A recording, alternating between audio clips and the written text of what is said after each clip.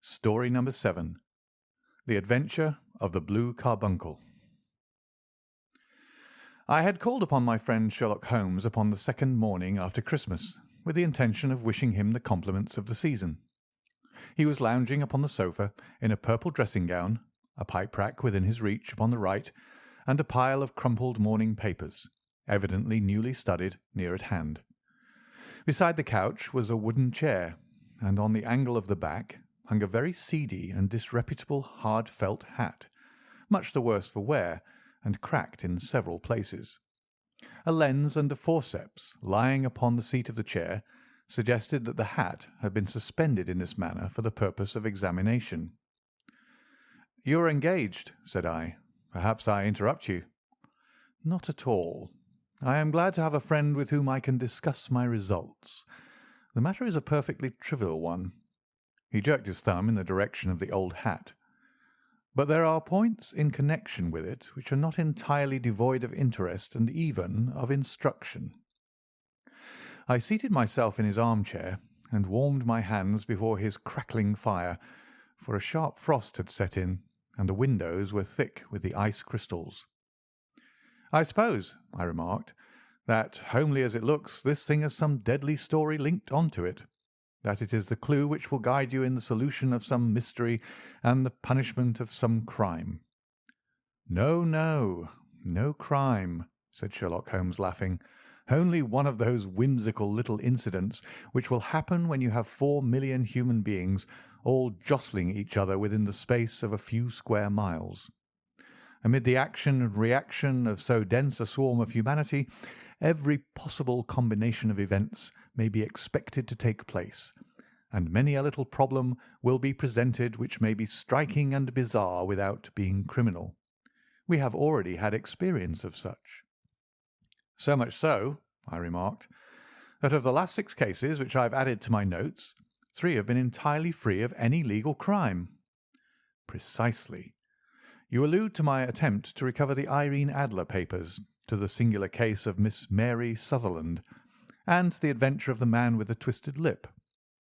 Well, I have no doubt that this small matter will fall into the same innocent category. You know Peterson, the commissionaire?" "Yes." "It is to him that this trophy belongs." "It is his hat." "No, no. He found it. Its owner is unknown. I beg that you will look upon it, not as a battered billycock, but as an intellectual problem. And first, as to how it came here. It arrived upon Christmas morning in company with a good fat goose, which is, I have no doubt, roasting at this moment in front of Peterson's fire. The facts are these. About 4 o'clock on Christmas morning, Peterson, who, as you know, is a very honest fellow, was returning from some small jollification, and was making his way homeward down Tottenham Court Road. In front of him he saw, in the gaslight, a tallish man walking with a slight stagger, and carrying a white goose slung over his shoulder. As he reached the corner of Goodge Street, a row broke out between this stranger and a little knot of roughs. One of the latter knocked off the man's hat, on which he raised his stick to defend himself, and swinging it over his head, smashed the shop window behind him. Peterson had rushed forward to protect the stranger from his assailants, but the man, shocked at having broken the window, and seeing an official-looking person in uniform rushing towards him, dropped his goose, took to his heels, and vanished amid the labyrinth of small streets which lie at the back of Tottenham Court Road. The roughs had also fled at the appearance of Peterson, so that he was left in possession of the field of battle, and also of the spoils of victory, in the shape of this battered hat and a most unimpeachable Christmas goose, which surely he restored to their owner. My dear fellow, there lies the problem. It is true that "For Mrs. Henry Baker" was printed upon a small card which was tied to the bird's left leg, and it is also true that the initials H.B. are legible upon the lining of this hat. But as there are some thousands of Bakers and some hundreds of Henry Bakers in this city of ours, It is not easy to restore lost property to any one of them." "What then did Peterson do?" "He brought round both hat and goose to me on Christmas morning, knowing that even the smallest problems are of interest to me. The goose we retained until this morning, when there were signs that, in spite of the slight frost, it would be well that it should be eaten without unnecessary delay. Its finder has carried it off, therefore, to fulfil the ultimate destiny of a goose, while I continue to retain the hat of the unknown gentleman who lost his Christmas dinner." "Did he not advertise?" "No." "Then what clue could you have as to his identity?" "Only as much as we can deduce." "From this hat?" "Precisely." "But you are joking. What can you gather from this old battered felt?" "Here is my lens. You know my methods. What can you gather yourself as to the individuality of the man who has worn this article?" I took the tattered object in my hands and turned it over rather ruefully. It was a very ordinary black hat of the usual round shape, hard and much the worse for wear. The lining had been of red silk, but was a good deal discoloured. There was no maker's name, but, as Holmes had remarked, the initials H.B. were scrawled upon one side. It was pierced in the brim for a hat securer, but the elastic was missing. For the rest, it was cracked, exceedingly dusty, and spotted in several places, although there seemed to have been some attempt to hide the discoloured patches by smearing them with ink. "I can see nothing," said I, handing it back to my friend. "On the contrary, Watson, you can see everything. You fail, however, to reason from what you see. You are too timid in drawing your inferences." "Then pray tell me what it is that you can infer from this hat." He picked it up and gazed at it in the peculiar introspective fashion which was characteristic of him. "It is perhaps less suggestive than it might have been," he remarked, "and yet there are a few inferences which are very distinct, and a few others which represent at least a strong balance of probability. That the man was highly intellectual is of course obvious upon the face of it, and also that he was fairly well-to-do within the last 3 years, although he has now fallen upon evil days. He had foresight, but has less now than formerly, pointing to a moral retrogression which, when taken with the decline of his fortunes, seems to indicate that some evil influence, probably drink, at work upon him. This may account also for the obvious fact that his wife has ceased to love him." "My dear Holmes!" "He has, however, retained some degree of self-respect," he continued, disregarding my remonstrance. "He is a man who leads a sedentary life, goes out little, is out of training entirely, is middle-aged, has grizzled hair which he has had cut within the last few days, and which he anoints with lime cream. These are the more patent facts which are to be deduced from his hat. Also, by the way, that it is extremely improbable that he has gas laid on in his house." "You're certainly joking, Holmes." "Not in the least. Is it possible that even now, when I give you these results, you are unable to see how they are attained?" "I have no doubt that I am very stupid, but I must confess that I am unable to follow you. For example, how did you deduce that this man was intellectual?" For answer, Holmes clapped the hat upon his head. It came right over the forehead and settled upon the bridge of his nose. "It is a question of cubic capacity," said he. "A man with so large a brain must have something in it." "The decline of his fortunes, then?" "This hat is 3 years old. These flat brims curled at the edge came in then. It is a hat of the very best quality. Look at the band of ribbed silk and the excellent lining. If this man could afford to buy so expensive a hat 3 years ago, and has had no hat since, then he has assuredly gone down in the world." "Well, that is clear enough, certainly. But how about the foresight and moral retrogression?" Sherlock Holmes laughed. "Here is the foresight," said he, putting his finger upon the little disc and loop of the hat securer. "They are never sold upon hats. If this man ordered one, It is a sign of a certain amount of foresight, since he went out of his way to take this precaution against the wind. But since we see that he has broken the elastic, and has not troubled to replace it, it is obvious that he has less foresight now than formerly, which is a distinct proof of a weakening nature. On the other hand, he has endeavoured to conceal some of these stains upon the felt by daubing them with ink, which is a sign that he has not entirely lost his self-respect. Your reasoning is certainly plausible. The further points, that he is middle-aged, that his hair is grizzled, that it has been recently cut, and that he uses lime cream, are all to be gathered from a close examination of the lower part of the lining. The lens discloses a large number of hair ends, clean cut by the scissors of the barber. They all appear to be adhesive, and there is a distinct odour of lime cream. This dust, you will observe, is not the gritty, grey dust of the street, but the fluffy brown dust of the house, showing that it has been hung up indoors most of the time, while the marks of moisture upon the inside are proof positive that the wearer perspired very freely, and could therefore hardly be in the best of training. But his wife, you said that she had ceased to love him. This hat has not been brushed for weeks. When I see you, my dear Watson, with a week's accumulation of dust upon your hat, and when your wife allows you to go out in such a state, I shall fear that you also have been unfortunate enough to lose your wife's affection. But he might be a bachelor. Nay, he was bringing home the goose as a peace offering to his wife. Remember the card upon the bird's leg. You have an answer to everything.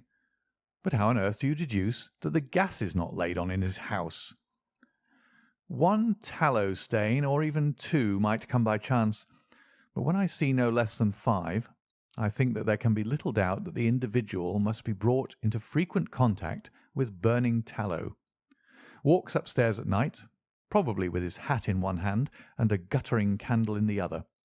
Anyhow, he never got tallow stains from a gas jet. Are you satisfied? Well, it is very ingenious, said I, laughing. But since, as you said just now, there have been no crime committed, and no harm done save the loss of a goose, all this seems to be rather a waste of energy.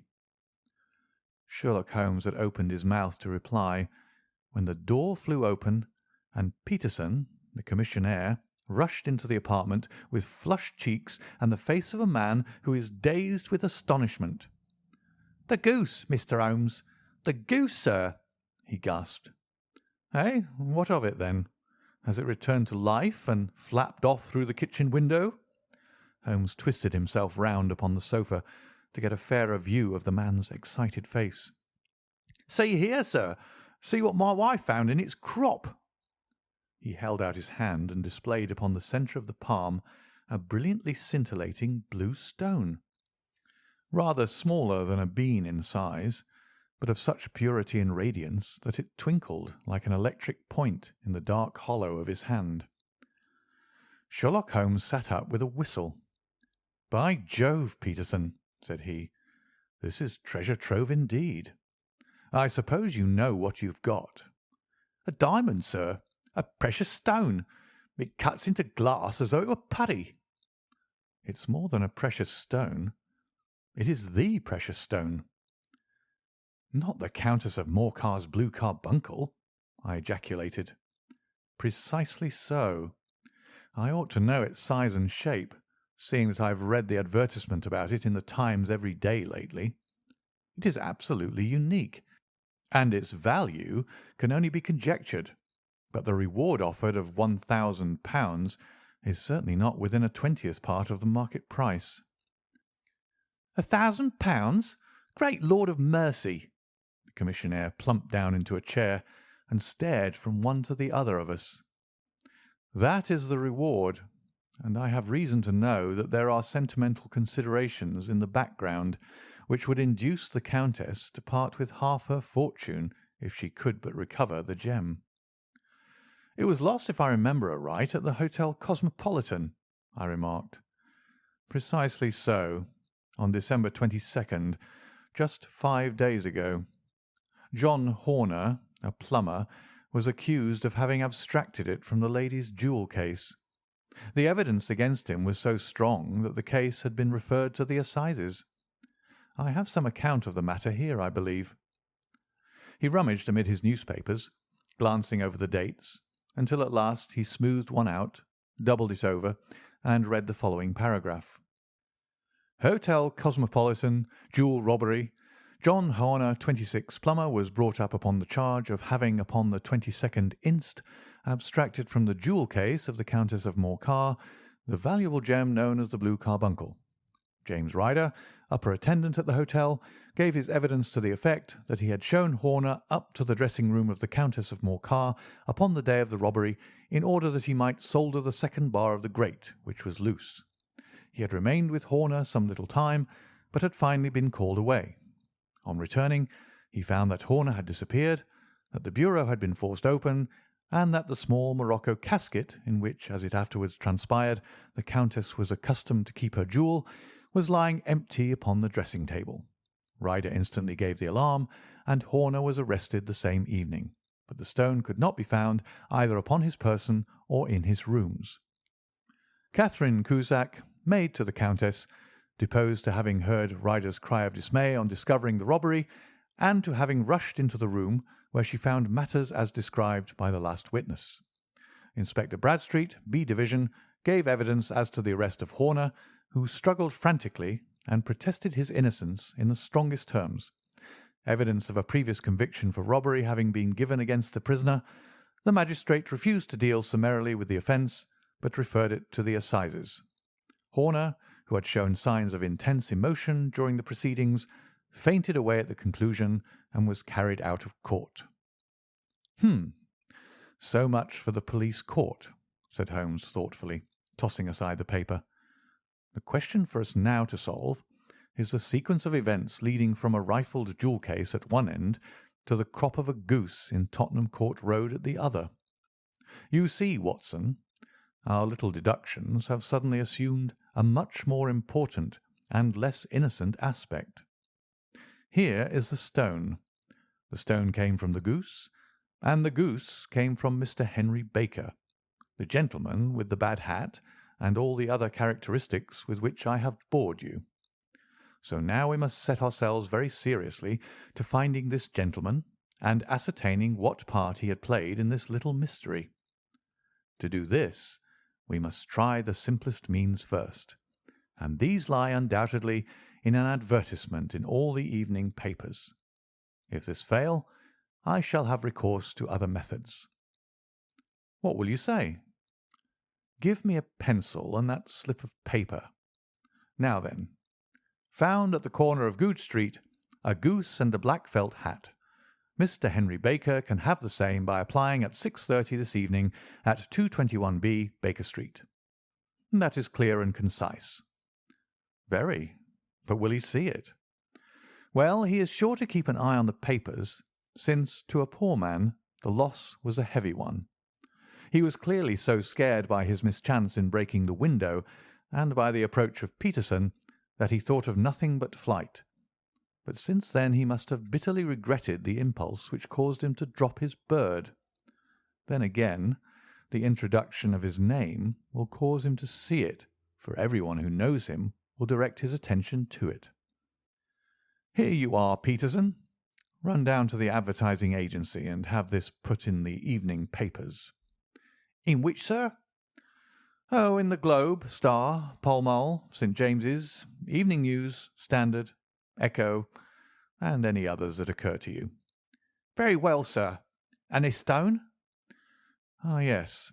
I shall keep the stone. Thank you.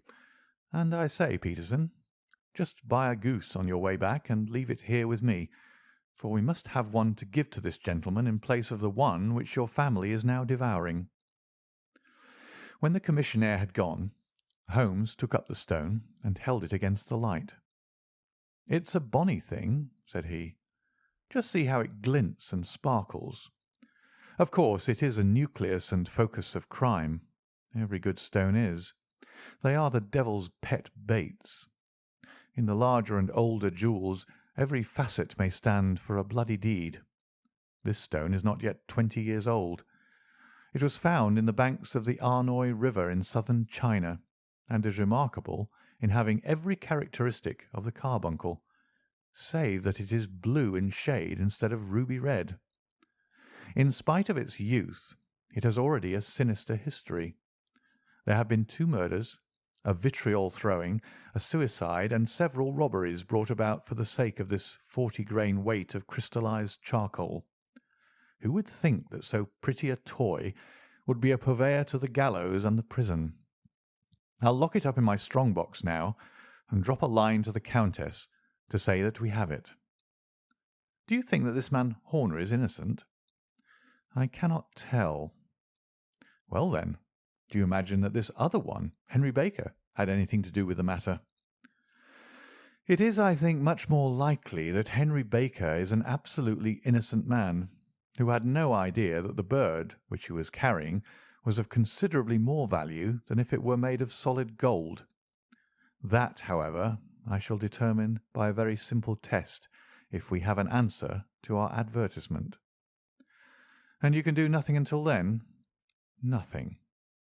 In that case, I shall continue my professional round, but I shall come back in the evening at the hour you have mentioned, for I should like to see the solution of so tangled a business. Very glad to see you. I dine at 7. There is a woodcock, I believe. By the way, in view of recent occurrences, perhaps I ought to ask Mrs. Hudson to examine its crop. I had been delayed at a case, and it was a little after 6:30 when I found myself in Baker Street once more. As I approached the house, I saw a tall man in a Scotch bonnet, with a coat which was buttoned up to his chin, waiting outside in the bright semicircle which was thrown from the fanlight. Just as I arrived, the door was opened, and we were shown up together to Holmes's room. "Mr. Henry Baker, I believe," said he, rising from his armchair, and greeting his visitor with the easy air of geniality which he could so readily assume. "Pray take this chair by the fire, Mr. Baker. It is a cold night, and I observe that your circulation is more adapted for summer than for winter. Ah, Watson, you have just come at the right time. Is that your hat, Mr. Baker?" "Yes, sir, that is undoubtedly my hat." He was a large man with rounded shoulders, a massive head, and a broad, intelligent face, sloping down to a pointed beard of grizzled brown. A touch of red in nose and cheeks, with a slight tremor of his extended hand, recalled Holmes' surmise as to his habits.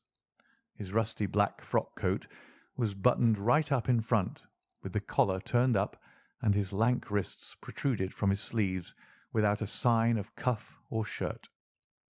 He spoke in a slow, staccato fashion, choosing his words with care, and gave the impression generally of a man of learning and letters who had had ill usage at the hands of fortune. "We have retained these things for some days," said Holmes, "because we expected to see an advertisement from you giving your address. I am at a loss to know why you did not advertise." Our visitor gave a rather shamefaced laugh. "Shillings have not been so plentiful with me as they once were," he remarked. "I had no doubt that the gang of roughs who assaulted me had carried off both my hat and the bird. I did not care to spend more money in a hopeless attempt at recovering them." "Very naturally. By the way, about the bird, we were compelled to eat it." "To eat it?" Our visitor half rose from his chair in his excitement. "Yes, it would have been of no use to anyone had we not done so. But I presume that this other goose upon the sideboard, which is about the same weight and perfectly fresh, will answer your purpose equally well." "Oh, certainly, certainly," answered Mr. Baker with a sigh of relief. "Of course, we still have the feathers, legs, crop, and so on of your own bird, so if you wish—" The man burst into a hearty laugh. "They might be useful to me as relics of my adventure," said he, "but beyond that I can hardly see what use the disjecta membra of my late acquaintance are going to be to me. No, sir, I think that, with your permission, I will confine my attentions to the excellent bird which I perceive upon the sideboard." Sherlock Holmes glanced sharply across at me with a slight shrug of his shoulders. "There is your hat, then, and there your bird," said he. "By the way, would it bore you to tell me where you got the other one from? I am somewhat of a fowl fancier, and I have seldom seen a better grown goose." "Certainly, sir," said Baker, who had risen and tucked his newly gained property under his arm. "There are a few of us who frequent the Alpha Inn, near the museum. We are to be found in the museum itself during the day, you understand. This year our good host, Windigate by name, instituted a goose club, by which, on consideration of some few pence every week, we were each to receive a bird at Christmas. My pence were duly paid, and the rest is familiar to you. I am much indebted to you, sir, for a Scotch bonnet is fitted neither to my years nor my gravity." With a comical pomposity of manner, he bowed solemnly to both of us and strode off upon his way. "So much for Mr. Henry Baker," said Holmes when he had closed the door behind him. "It is quite certain that he knows nothing whatever about the matter. Are you hungry, Watson?" "Not particularly." "Then I suggest that we turn our dinner into a supper, and follow up this clue while it is still hot." "By all means." It was a bitter night, so we drew on our ulsters and wrapped cravats about our throats. Outside, the stars were shining coldly in a cloudless sky, and the breath of the passers-by blew out into smoke like so many pistol shots. Our footfalls rang out crisply and loudly as we swung through the Doctor's Quarter, Wimpole Street, Harley Street, and so through Wigmore Street into Oxford Street. In a quarter of an hour we were in Bloomsbury at the Alpha Inn, which is a small public house at the corner of one of the streets which runs down into Holborn. Holmes pushed open the door of the private bar and ordered 2 glasses of beer from the ruddy-faced, white-aproned landlord. "Your beer should be excellent if it is as good as your geese," said he. "My geese?" The man seemed surprised. "Yes, I was speaking only half an hour ago to Mr. Henry Baker, who was a member of your goose club." "Oh, yes, I see. But you see, sir, them's not our geese." "Indeed. Whose, then?" "Well, I got the 2 dozen from a salesman in Covent Garden." "Indeed. I know some of them. Which was it?" "Breckenridge is his name." "Ah, I don't know him. Well, here's your good health, landlord, and prosperity to your house.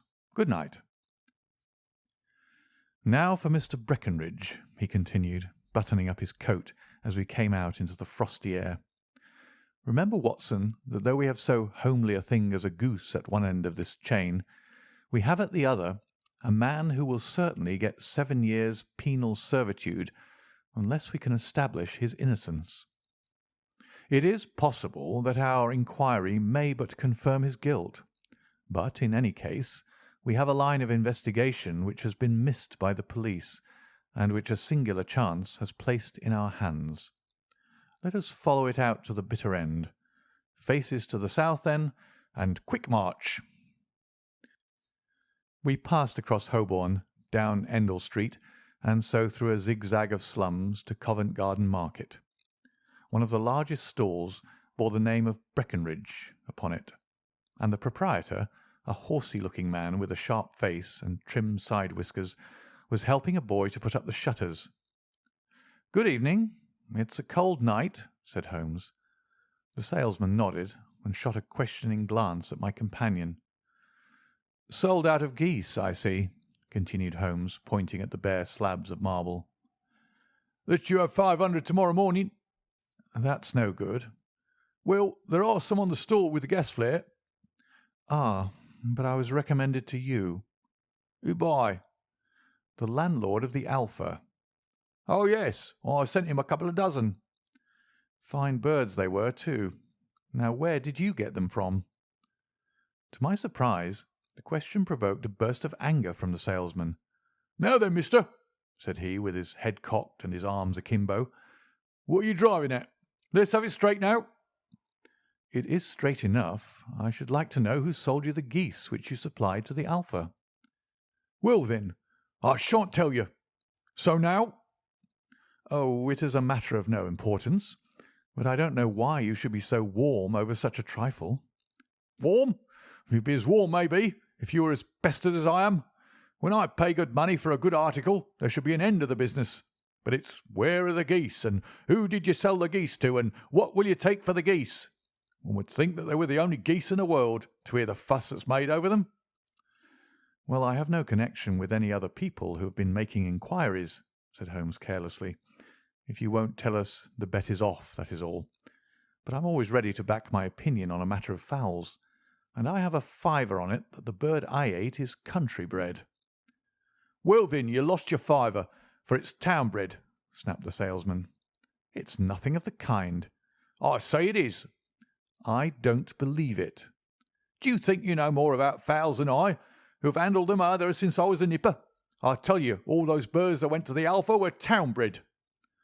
"You'll never persuade me to believe that." "Will you bet, then?" "It's merely taking your money, for I know that I'm right. But I'll have a sovereign on with you, just to teach you not to be obstinate." The salesman chuckled grimly. "Bring me the books, Bill," said he. The small boy brought round a small thin volume and a great greasy-backed one, laying them out together beneath the hanging lamp. "Now then, Mr. Cockshaw," said the salesman, "I thought that I was out of geese, but before I finish you'll find that there is still one left in my shop. You see this little book? "Well?" "That's the list of the folk from whom I buy. Do you see? Well, then, here on this page are the country folk, and the numbers after their names are where their accounts are in the big ledger. Now then, you see this other page in red ink? Well, that is a list of my town suppliers. Now look at that third name. Just read it out to me." "Mrs. Oakshott, 117 Brixton Road, 249," read Holmes. "Quite so. Now turn that up in the ledger." Holmes turned to the page indicated. "Here you are. Mrs. Oakshott, 117 Brixton Road, egg and poultry supplier." "Now then, what's the last entry?" "December 22nd, 24 geese at 7s. 6d." "Quite so. There you are. And underneath?" "Sold to Mr. Windigate of the Alpha at 12s." "What have you to say now?" Sherlock Holmes looked deeply chagrined. He drew a sovereign from his pocket and threw it down upon the slab, turning away with the air of a man whose disgust is too deep for words. A few yards off he stopped under a lamp-post and laughed in the hearty, noiseless fashion which was peculiar to him. "When you see a man with the whiskers of that cut and the pink 'un protruding out of his pocket, you can always draw him by a bet," said he. "I dare say that if I had put £100 down in front of him, that man would not have given me such complete information as was drawn from him by the idea that he was doing me on a wager. Well, Watson, we are, I fancy, nearing the end of our quest, and the only point which remains to be determined is whether we should go on to this Mrs. Oakshott to-night, or whether we should reserve it for to-morrow. It is clear from what the surly fellow said that there are others besides ourselves who are anxious about the matter, and I should—" His remarks were suddenly cut short by a loud hubbub which broke out from the stall which we had just left. Turning round, we saw a little rat-faced fellow standing in the centre of the circle of yellow light which was thrown by the swinging lamp, while Breckinridge, the salesman, framed in the door of his stall, was shaking his fists fiercely at the cringing figure. "I've had enough of you and your geese," he shouted. "I wish you were all at the devil together. If you come pestering me any more with your silly talk, I'll set the dog at you. You bring Mrs. Oakshott here and I'll answer her. But what have you got to do with it? Did I buy the geese off you?" "No, but one of them was mine all the same," whined the little man. "Well, then, ask Mrs. Oakshott for it." "She told me to ask you." "Well, you can ask the King of Prussia for all I care. I've had enough of it. Get out of this." He rushed fiercely forward, and the inquirer flitted away into the darkness. "Ha! "This may save us a visit to Brixton Road," whispered Holmes. "Come with me, and we will see what is to be made of this fellow." Striding through the scattered knots of people who lounged round the flaring stalls, my companion speedily overtook the little man and touched him upon the shoulder. He sprang round, and I could see in the gaslight that every vestige of colour had been driven from his face. "Who are you, then? What do you want?" he asked in a quavering voice. "You will excuse me," said Holmes blandly, "but I could not help overhearing the questions which you put to the salesman just now. I think that I could be of assistance to you." "You? Who are you? How could you know anything of the matter?" "My name is Sherlock Holmes. It is my business to know what other people don't know." "But you could know nothing of this." "Excuse me, I know everything of it. You are endeavouring to trace some geese which were sold by Mrs. Oakshott of Brixton Road to a salesman named Breckinridge, by him in turn to Mr. Windigate of the Alpha, and by him to his club of which Mr. Henry Baker is a member." "Oh, sir, you are the very man whom I have longed to meet," cried the little fellow with the outstretched hands and quivering fingers. "I can hardly explain to you how interested I am in this matter." Sherlock Holmes hailed a four-wheeler which was passing. "In that case we had better discuss it in a cosy room rather than in this wind-swept market-place," said he. "But pray tell me, before we go farther, who it is that I have the pleasure of assisting." The man hesitated for an instant. "My name is John Robinson," he answered with a sidelong glance.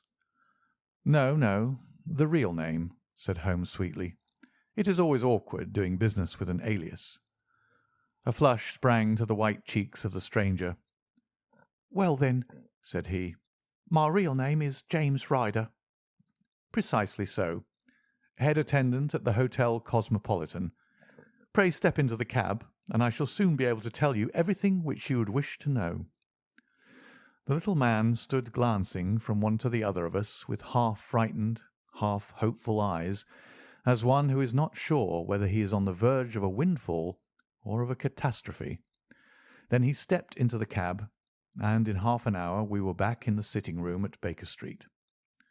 Nothing had been said during our drive, but the high, thin breathing of our new companion and the claspings and unclaspings of his hands spoke of the nervous tension within him. "Here we are," said Holmes cheerily as we filed into the room. "The fire looks very seasonable in this weather. You look cold, Mr. Ryder. Pray take the basket chair.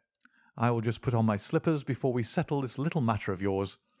Now then, you want to know what became of those geese?" "Yes, sir." "Or rather, I fancy, of that goose. It was one bird, I imagine, in which you were interested. White, with a black bar across the tail?" Ryder quivered with emotion. "Oh, sir," he cried, "can you tell me where it went to?" "It came here." "Here?" "Yes, and a most remarkable bird it proved. I don't wonder that you should take an interest in it. It laid an egg after it was dead, the bonniest, brightest little blue egg that ever was seen. I have it here in my museum." Our visitor staggered to his feet and clutched the mantelpiece with his right hand. Holmes unlocked his strong-box and held up the Blue Carbuncle, which shone out like a star with a cold, brilliant, many-pointed radiance. Ryder stood glaring with a drawn face, uncertain whether to claim or to disown it. "The game's up, Ryder," said Holmes quietly.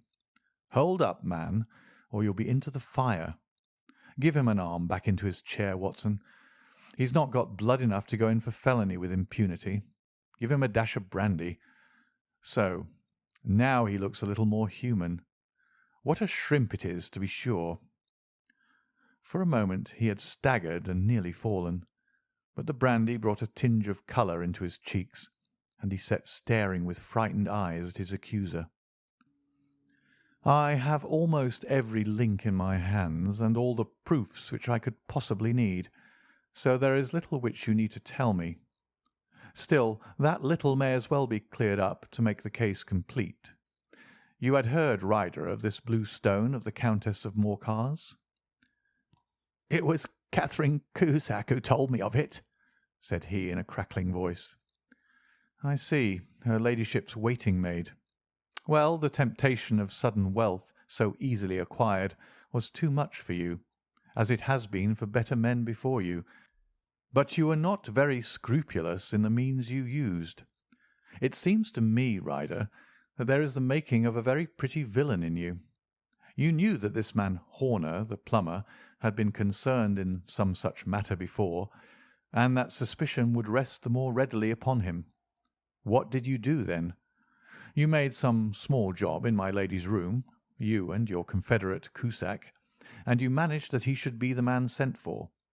Then, when he had left, you rifled the jewel case, raised the alarm, and had this unfortunate man arrested. You then—" Ryder threw himself down suddenly upon the rug and clutched at my companion's knees. "For God's sake, have mercy!" he shrieked. "Think of my father, of my mother. It would break their hearts. I never went wrong before. I never will again. I swear it. I'll swear it on a Bible. Oh, don't bring it into court. For Christ's sake, don't." "Get back in your chair," said Holmes sternly. "It is very well to cringe and crawl now, but you thought little enough of this poor Horner in the dock for a crime of which he knew nothing." "I will fly, Mr. Holmes. I will leave the country, sir. Then the charge against him will break down." We will talk about that. And now let us hear a true account of the next act. How came the stone into the goose? And how came the goose into the open market? Tell us the truth, for there lies your only hope of safety."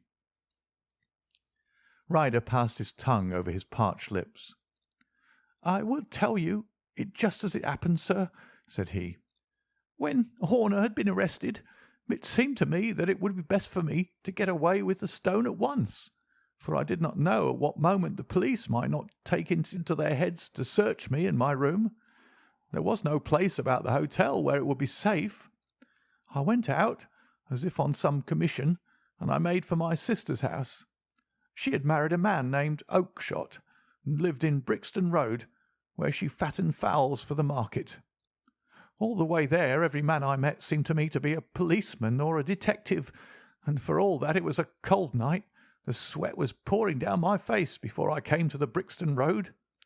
My sister asked me what was the matter, and why I was so pale, but I told her that I had been upset by the jewel robbery at the hotel. Then I went into the backyard and smoked a pipe and wondered what it would be best to do. I had a friend once called Maudsley, who went to the bad, and had just been serving his time in Pentonville. One day he had met me and fell into talking about the ways of thieves and how they could get rid of what they stole. I knew that he would be true to me, for I knew one or two things about him, so I made up my mind to go right on to Kilburn, where he lived, and take him into my confidence. He would show me how to turn the stone into money. But how to get to him in safety? I thought of the agonies I had gone through in coming from the hotel. I might at any moment be seized and searched, and there would be the stone in my waistcoat pocket. I was leaning against the wall at the time and looked at the geese which were waddling about round my feet, and suddenly an idea came into my head which showed me how I could beat the best detective that ever lived. My sister told me some weeks before that I might have the pick of her geese for a Christmas present, and I knew that she was always as good as her word. I would take my geese now, and in it I would carry my stone to Kilburn. There was a little shed in the yard, and behind this I drove one of the birds, a fine big one, white with a barred tail. I caught it, and prying its bill open, I thrust the stone down its throat as far as my finger could reach. The bird gave a gulp, and I felt the stone pass along its gullet and down into its crop. But the creature flapped and struggled, and out came my sister to know what was the matter. As I turned to speak to her, the brute broke loose and fluttered off among the others. "Whatever were you doing with that bird, Jem?" says she. "Well," said I, "you said you'd give me one for Christmas, and I was feeling which was the fattest." "Oh," says she, "we've set yours aside for you. Jem's bird, we call it. It's the big white one over there yonder. There's 26 of 'em, which makes one for you and one for us, and 2 dozen for the market." "Thank you, Maggie," says I, "but if it is all the same to you, I'd rather have that one I was handling just now." "The other one's as good 3 pound heavier," said she, "and we fattened it expressly for you." "Never mind, I'll have the other, and I'll take it now," said I. "Oh, just as you like," said she, a little huffed. "Which is it you want, then?" "That white one with the barred tail right in the middle of the flock." "Oh, very well. Kill it and take it with you." Well, I did what she said, Mr. Holmes, and I carried the bird all the way to Kilburn. I told my pal what I had done, for he was a man that it was easy to tell a thing like that to. He laughed until he choked, and we got a knife and opened the goose. My heart turned to water, for there was no sign of the stone, and I knew that some terrible mistake had occurred. I left the bird, rushed back to my sister's, and hurried into the backyard. There was not a bird to be seen there. "Where are they all, Maggie?" I cried. "Gone to the dealer's, Jem." "Which dealer's?" "Breckenridge of Covent Garden." "But was there another with a barred tail?" I asked, "the same as the one I chose?" "Yes, Jem. There were 2 barred tails once, and I could never tell them apart." Well, then, of course, I saw it all, and I ran off as hard as my feet would carry me to this man Breckenridge, but he had sold the lot at once, and not one word would he tell me as to where they had gone. You heard him yourselves to-night. Well, he has always answered me like that. My sister thinks that I am going mad. Sometimes I think that I am myself, and now I am myself a branded thief, without ever having touched the wealth for which I sold my character. God help me! God help me!" He burst into convulsive sobbing, with his face buried in his hands. There was a long silence, broken only by his heavy breathing and by the measured tapping of Sherlock Holmes's fingertips upon the edge of the table. Then my friend rose and threw open the door. "Get out," said he. "What, sir? Oh, heaven bless you!" "No more words. Get out." And no more words were needed. There was a rush, a clatter upon the stairs, the bang of a door, and the crisp rattle of running footfalls from the street. "After all, Watson," said Holmes, reaching up his hand for his clay pipe, "I am not retained by the police to supply their deficiencies.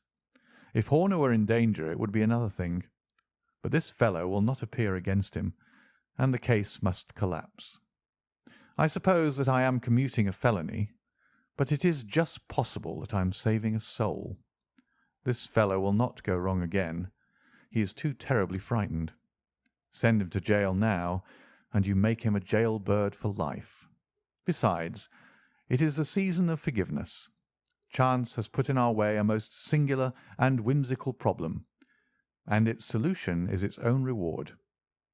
If you will have the goodness to touch the bell, Doctor, we will begin another investigation, in which also a bird will be the chief feature. End of The Adventure of the Blue Carbuncle.